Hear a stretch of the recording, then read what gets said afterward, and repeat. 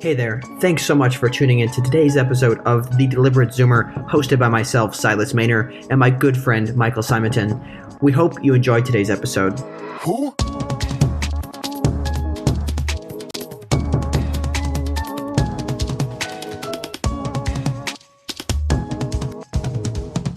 And we are live, back with The Deliberate Zoomer with Michael Simonton and myself, Silas Maynor, where we talk about how to live your 20s with intention, specifically for people our age in the Gen Z Zoomer age range.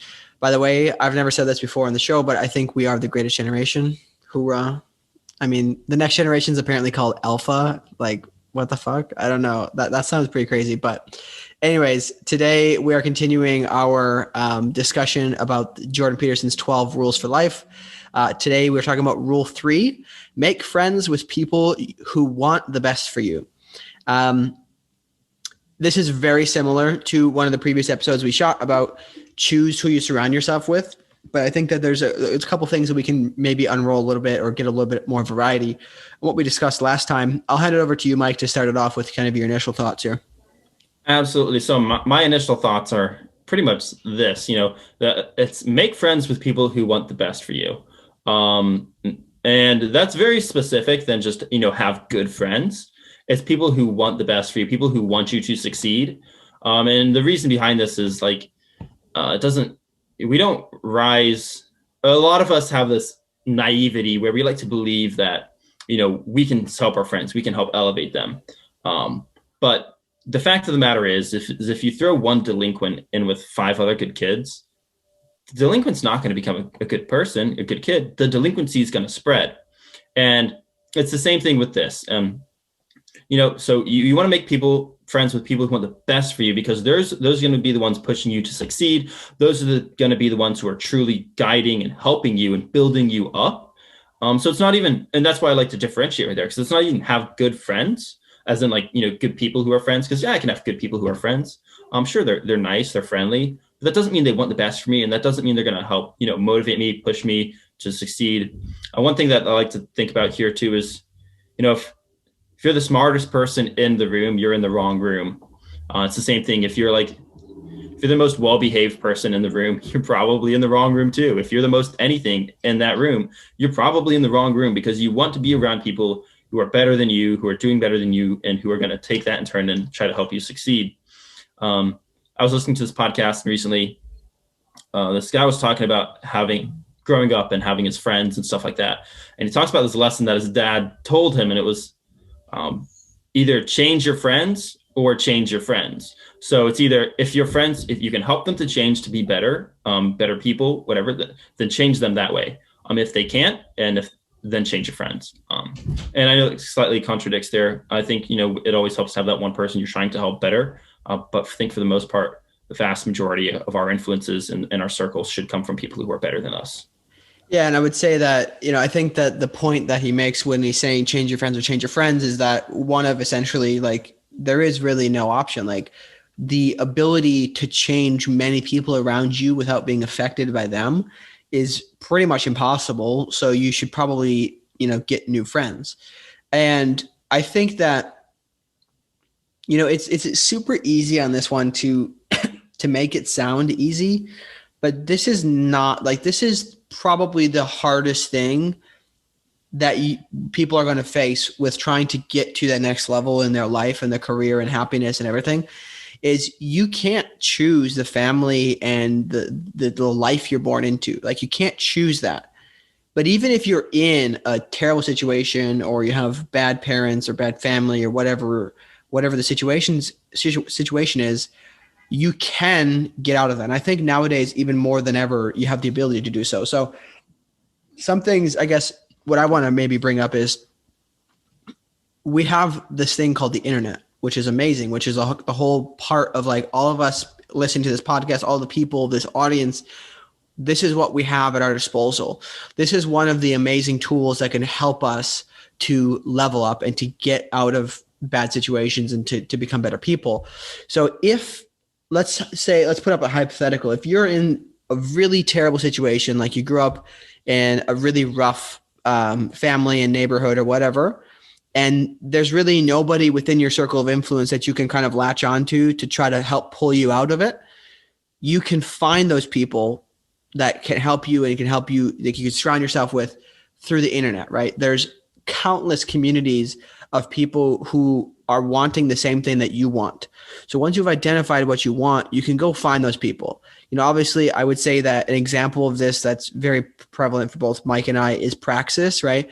So many people in the Praxis community, they want the same thing. They want to live a life that they're happy with, to do work that they love, and to meet interesting people and to do cool things. And being in that community, I can say personally, has really helped me to go to the next level, right? There's always that desire that I wanted it previously, but until I got into this community and I was constantly just being bathed in it by being around these people all the time, that's really what helped me get to the next level. So I think that there's no excuse that can be made as far as I cannot get out of it, because even if it's extremely difficult, there's always ways you can slowly chip away and start to move into a different circle of influence.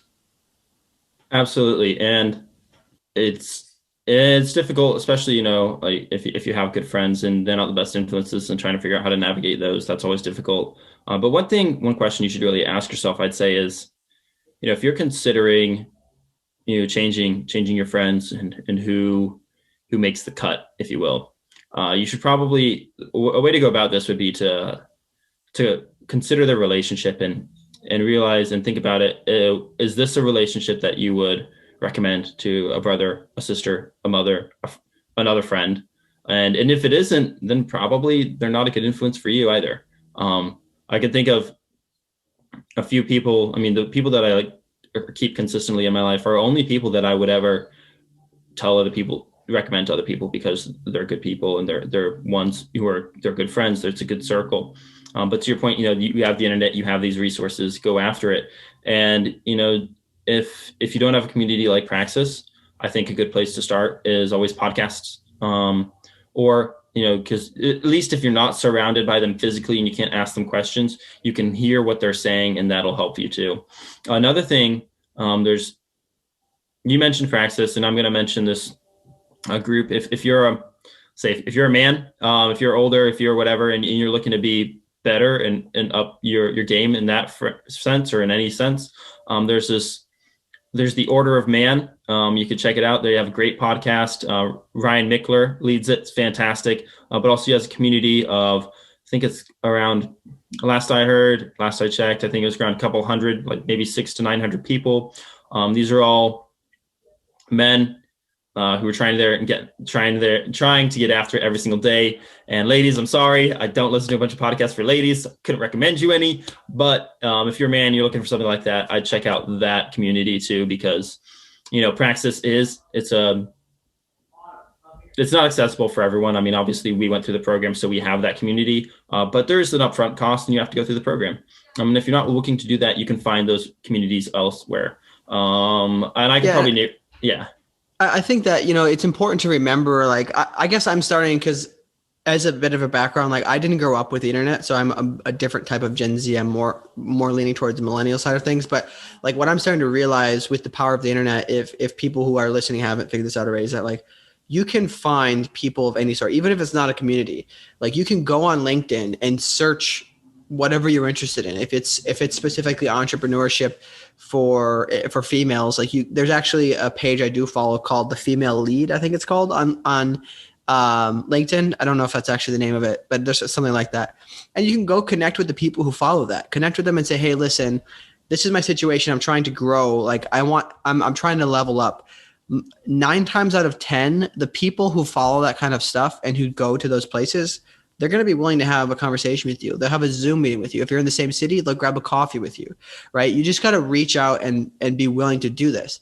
Now, I think that once people, again, I don't want to forget about the part of our group that's not in a hardship trying to get out of something, right? Once you've made it to a good place, I feel like there's probably a lot of us listening that are like in a relatively healthy place with our work and our friendships. You got to remember not to get complacent, because complacency sinks into everybody. And unless the people that you've surrounded yourself with are the people who are like rocket ship, like on the way to the moon, kind of like Dogecoin. This might be that might not go over as well when this releases, but if you're surrounding with yourself with those type of people, then they may stay ahead of you as you associate with them. But if they're just people who are above your league when you get there, and then you level up with them, it may be time to also find those new influences. You don't have to like forget those friends, but there's going to be a time and a place for everything. And then you can start to level up to the next and to the next and to the next. Now, I also don't want to discredit if anybody's not trying to get up to this, sky high level, go to the moon type of thing. You can find a place in your life where you're happy, but you still cannot become complacent. You have to constantly be working to maintain the type of person you're trying to be if you're not trying to become better. Absolutely. And on the subject of complacency kills, point blank period. That's what it does. So you always have to be up there trying to level each other up, trying to help. And that might sound cheesy to you, but it is the reality of it, because many of us forget on that subject that there's no standing still. Like, we think if we're not doing something today that we're just staying still and that we're staying the same. No, you're either progressing or you're regressing.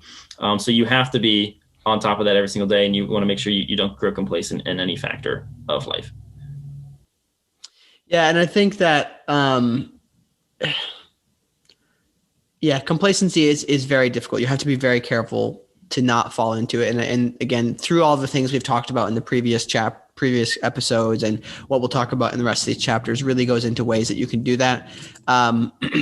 Maybe a couple things to touch on are ways to just want to offer ways that people can help get out of there. Are there anything specifically that you want to mention at like very granular situations that we maybe haven't discussed about how people can find those new friends or try to distance themselves from old friends?